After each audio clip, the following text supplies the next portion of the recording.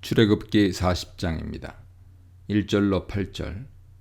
장황하고 긴 성막 건설 이야기가 마무리 단계에 접어들었습니다. 모든 비품과 시설물들, 제사장 옷들도 제작이 완료되었습니다. 하나님께서는 정월 초하루 신년에 성막을 세우라고 지시하십니다. 그날은 이집트에서 나온 둘째 해 1월 1일입니다. 17절 보세요. 아마 성막 조립이 하루 만에 마칠 수 있을 만큼 어렵지 않았거나 그렇지 않으면 1월 1일에 시작되어 며칠 동안 조립이 진행되었을 수 있습니다. 출애굽기 29장, 레위기 8장에서 제사장 위임식이 8일간 진행되는 것 참조하세요. 아마 쉬운 조립과 이동을 위해 만들어진 성막 비품들 성격을 볼 때 하루 시간이면 조립이 충분했을 것으로 보입니다. 1월 1일은 새해면서 새로운 역사의 시작이고 이스라엘의 새로운 출발을 의미합니다. 또한 이날은 하나님의 영의 역사로 하나님의 성전이 세워진 새로운 창조의 날이죠. 하늘왕의 지상 궁전에서 그분의 지상 통치가 시작되는 날입니다. 가장 중요한 비품인 증거궤가 먼저 배치되죠. 지성소에 들여놓고 그룹들이 수놓아진 수려한 휘장으로 그 궤를 가려야 합니다. 이어서 떡상을 내성소에 놓습니다. 떡상 위의 진열한 물품은 문자적으로 진열품을 의미하는 에레크입니다. 에레크는 동사 아라크, 진열하다, 배치하다의 파생어죠. 이 진열품은 분명 위에 놓은 떡들을 의미합니다. 이것은 이어지는 등잔대 배치에서 확인되죠. 등잔대를 놓고 불을 켰던 것입니다. 마찬가지로 떡상을 놓고 즉시 떡을 위에 진열했을 것입니다. 마지막으로 금향단을 증거궤 앞에 둔 뒤 가림막, 휘장을 걸어 외부에서 내성소를 볼 수 없도록 차단합니다. 흔히 떡상이 법궤에 이어 두 번째로 언급되는 이유로 떡상의 중요성이 등잔대와 향단보다 더 컸다고 보는 사람이 있습니다. 그러나 아마 내성소의 대표 기물이자 가장 중요한 비품은 향단이었을 것입니다. 이러한 사실은 짐승의 피가 주로 마당의 번제단에 내성소에 뿌려질 때는 향단 뿔에 그리고 1년에 한 차례 대제사장에 의해 지성소의 속죄판에 뿌려졌다는 점에서 가능한 추론입니다. 이것은 짐승의 피가 뿌려졌던 번제단과 향단과 속죄판 이 세 가지가 각 공간에서 가장 중요한 대표 기물이라는 것을 시사합니다. 마지막으로 마당에는 번제단을 먼저 중앙에 놓고 물두멍을 회막과 제단 사이에 배치합니다. 물두멍에도 즉시 물을 채워 넣어야 하며 이어서 뜰 사방에 기둥을 세우고 걸개를 걸어 울타리를 만듭니다. 성막의 비품들이 함부로 배치되어서는 안 되므로 본문은 비교적 상세히 각 품목들이 놓여야 할 위치를 적시해주고 있습니다. 만일 성물이 다른 곳에 놓인다면 제 기능을 하지 못할 것이 분명합니다. 예컨대 금향단이 북편 벽 쪽으로 놓이고 진설병이 지성소 휘장 앞에 놓인다면 떡상의 떡과 금향단의 향연은 아무런 효력이 없을 것입니다. 우리 하나님께 대한 예배도 마찬가지를 할 수 있죠. 예배 요소들인 찬송과 기도, 헌금과 설교들이 적절한 시간에 고유한 기능을 할 수 있도록 짜임새 있게 예배를 잘 구성해야 할 것입니다. 가장 중요한 것은 하나님께서 원하시는 마음과 태도에 바른 배치를 할 수 있죠. 예배의 형식은 다양할 수 있으나 만일 하나님을 향한 마음의 배치가 어긋난다면 그 예배는 마치 금향단과 진설병의 위치를 제멋대로 바꾼 것과 마찬가지로 자기중심, 인간중심 예배로 전락할 것입니다. 9절로 11절입니다. 각 시설물들 조립을 마친 뒤에 관유를 성막의 구석구석 모든 시설물과 비품들에 바릅니다. 이 관유로 인해 성막 전체와 각 공간에 비치된 모든 비품들이 거룩해집니다. 물론 인간과 사물의 궁극적인 거룩은 29장 43절에서 살핀 대로 거룩의 근원이신 하나님 자신에게서 비롯됩니다. 최종적으로는 하나님께서 성막 비품들을 거룩하게 하시죠. 관유는 단지 거룩을 유발하는 매개매일 뿐 신적 개입 없이 그 자체로는 아무런 의미가 없다고 할 수 있습니다. 이것은 법궤를 비롯한 다른 기물들도 마찬가지죠. 하나님 임재하실 때 의미가 있습니다. 그 물건들이 자동으로 하나님의 임재를 보장하고 스스로 역사를 일으키는 것은 아니었습니다. 여기에 또 다른 우리 예배의 적용점이 있습니다. 아무리 성막 기물들을 제대로 정확히 배치했다 하더라도 거룩한 기름, 관유가 발라지지 않는다면, 그리하여 하나님께서 그 비품을 직접 거룩하게 만들어 주시지 않는다면 아무 소용이 없습니다. 그 물건들은 하나님 예배에 사용될 수 없을 것입니다. 다시 말해 기름 부음이 없는 향단에 아무리 값비싼 향료를 피워도 그것은 하나님께 올라가지 않습니다. 관유로 거룩하게 만들지 않는 등잔대 등불은 아무리 환하게 빛을 발한다 해도 하나님께는 의미가 없는 빛일 뿐입니다. 마찬가지로 우리 마음의 중심이 하나님을 향하고 우리 마음의 배치를 바르게 했다 손치더라도 우리 예배 중에 성령의 역사가 없다면 그것은 헛된 예배로 전락하고 말 것입니다. 12절로 16절입니다. 또한 관유가 아론과 그의 아들들에게 머리 위에 발라져 그들을 거룩하게 합니다.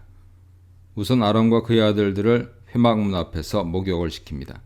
아마 물두멍 주인은 번제단에 의해 외부 시선이 차단되는 제사장의 활동 공간으로 목욕도 그곳에서 이루어졌을 것으로 추론됩니다. 여기서 기름을 머리에 바르는 행위는 출애굽기 29장 7절에서 설명한 바와 같이 일단 기름을 머리 위에 부은 뒤에 야차크, 바른 것이 마샤가 명백합니다. 관유를 가져다가 그의 머리에 부어 바르고, 이것은 또한 뒤에 이어지는 29장 32, 33절에 사람의 몸에 붓지, 수크, 말며를 통해서도 확인되죠. 수크는 몸에 붓는 것을 의미하기 때문입니다. 따라서 머리에 기름을 부어 바르다가 타당한 번역일 것입니다. 대제사장 아론만 기름을 부은 것이 아니고 그의 아들들도 모두 동일한 방식으로 머리에 기름을 부었습니다. 그리하여 모든 제사장은 기름 부음 받은 자, 마셔, 메시아가 되어 성전에서 거룩한 임무를 수행했습니다.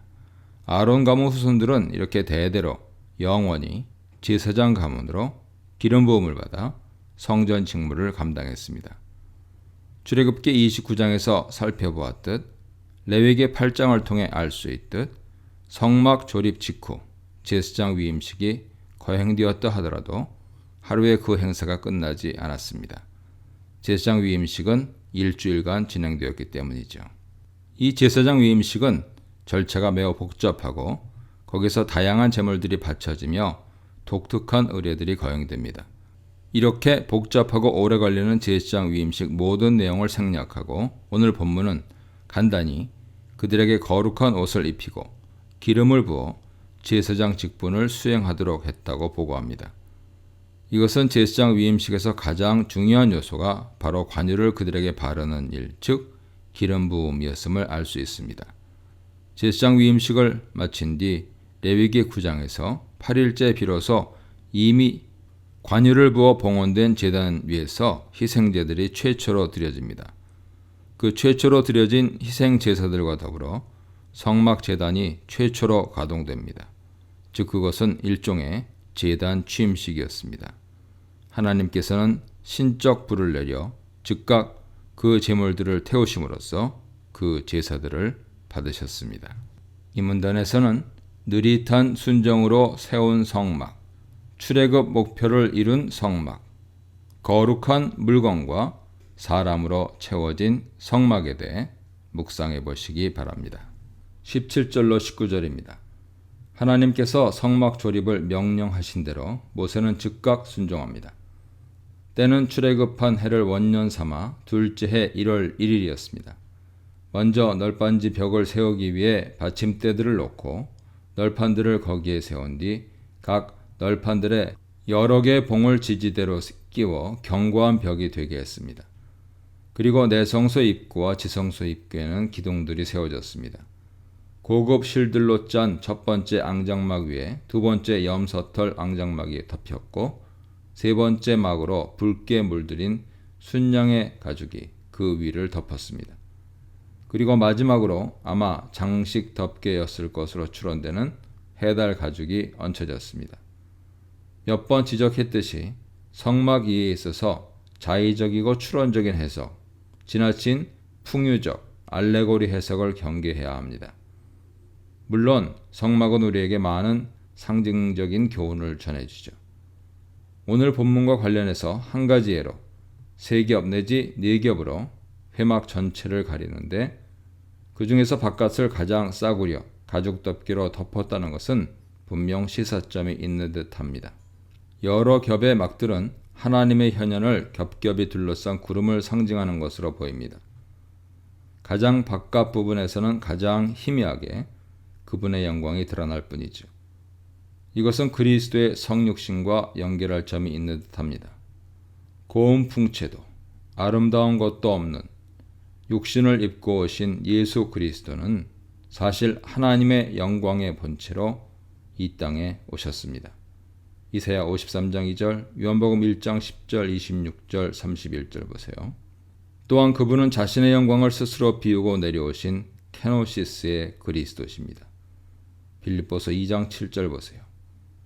외적으로 볼품 없으셨던 그분은 하나님의 성전 자체로 오셨으며 내면의 영광의 광채를 바라며 세상을 변화시키셨습니다. 이것은 오늘 우리 교회에도 적용할 수 있을 것입니다.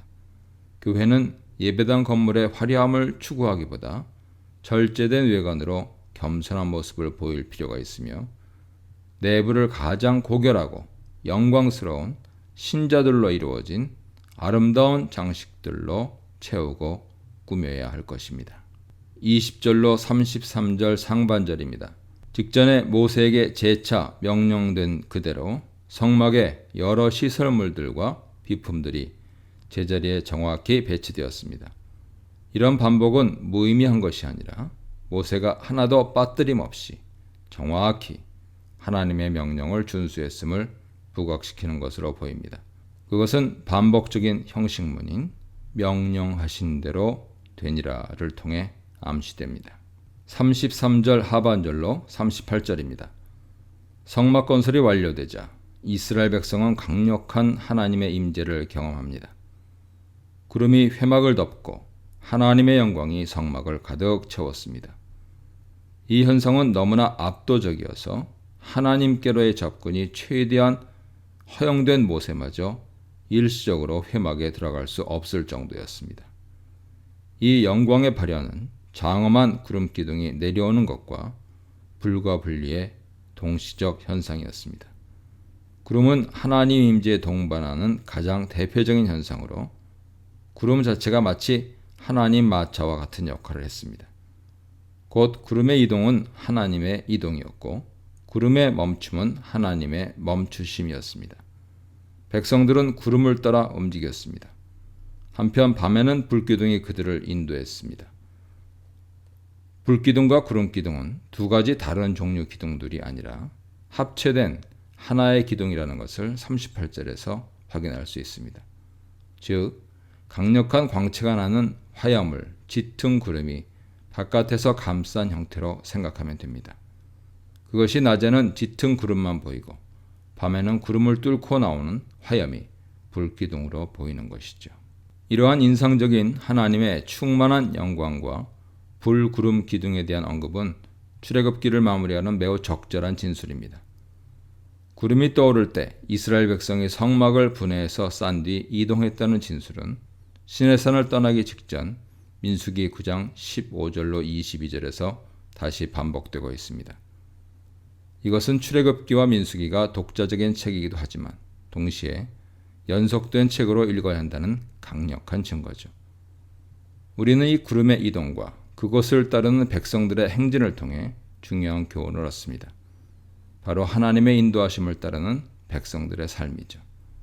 백성들은 구름이 인도하는 대로 가야 했습니다.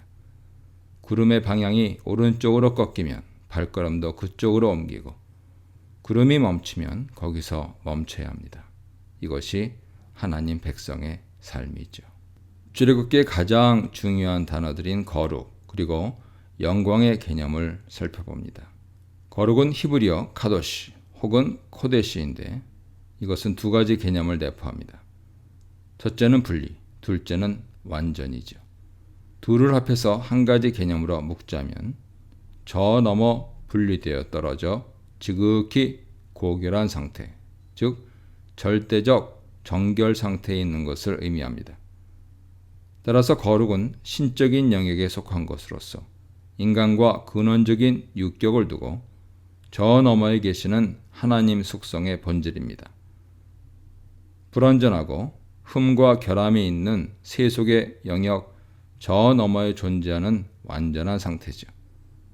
따라서 거룩은 분리, 완전, 온전, 무흠의 개념을 포함합니다. 이 거룩의 속성은 절대적으로 하나님께만 속합니다. 하나님만이 홀로 거룩하시죠. 사무엘상 2장 2절, 계시록 15장 4절 보세요. 다른 어떤 피조물도 스스로 또는 내재적으로 거룩의 속성을 지니지 못합니다. 피조물은 자신의 능력으로 거룩해질 수 없습니다. 그러나 모든 종교는 그것을 가능하다고 주장하며 수행과 명상의 실천을 독려합니다. 그러나 성경은 하나님만이 홀로 거룩하시다고 증거합니다. 인간은 거룩하신 하나님께로부터 거룩을 부여받을 뿐이죠. 인간은 그분이 거룩하게 해주셨을 때 거룩한 존재가 됩니다. 성막은 그분이 거룩해 해야 거룩한 집이 되었고, 이스라엘 백성은 그분이 성민으로 삼아 주셔야 거룩한 백성이 되었으며, 제사장들 또한 거룩한 기름을 부어 주셨을 때 거룩한 제사장이 되었습니다. 이것이 곧 구원의 다른 개념입니다. 구원도 거룩처럼 획득되는 것이 아니라 은혜로 주어집니다. 영광은 히브리어로 카보드인데 기본 의미는 무거움입니다. 하나님의 영광은 하나님의 거룩의 외적인 현시죠. 즉 거룩은 내재적 본질에 속하고 영광은 그 본질의 외적 발현입니다. 이것은 다양한 방법으로 현시되죠. 영광은 구름, 불과 광채, 바람, 우레와 번개, 진동, 나팔 소리와 같은 초자연적인 물리 현상으로 표현되기도 하고, 또는 법궤 자체가 그분의 영광에 대한 표현이었습니다. 사무엘상 4장 21절이야 보세요. 더불어 압도적 사건, 곧 그분의 위대한 업적과 기적도 그 영광의 현시였습니다. 예컨대 홍해를 가르시고 이집트 군대를 바다에 빠뜨리시는 기적을 행하심으로써 하나님은 자신의 영광을 드러내십니다. 또한 출애굽기 16장 7절에서 아침에는 너희가 여호와의 영광을 보리라 말하는데, 매일 아침 만나를 주시는 기적이 그분의 영광을 드러내는 것입니다. 그런데 그 영광을 드러내며 절정에 이른 것이 바로 성막이죠. 성막은 삼중으로 구분된 영역으로 나타나는 거룩의 등급을 통해 하나님의 거룩을 충만히 드러냈고, 또한 광채나는 금은 보석과 최고급 재료를 사용한 비품들과 시설물들을 통해 그분의 영광이 충만히 발현되었습니다. 무엇보다 장엄한 불구름 기둥의 임재로 성막은 그분의 영광으로 가득 찬 공간이 되었습니다. 이와 같이 그리스도의 몸된 교회들이 성령으로 충만할 때 하나님의 영광을 세상에 드러내는 참된 성전 공동체가 될 것입니다. 아멘. 이 문단에서는 하나님을 향한 순종으로 세워진 성막, 하나님의 영광이 임한 성막, 하나님의 영광이 인도하는 성막에 대해 묵상해 보시기 바랍니다.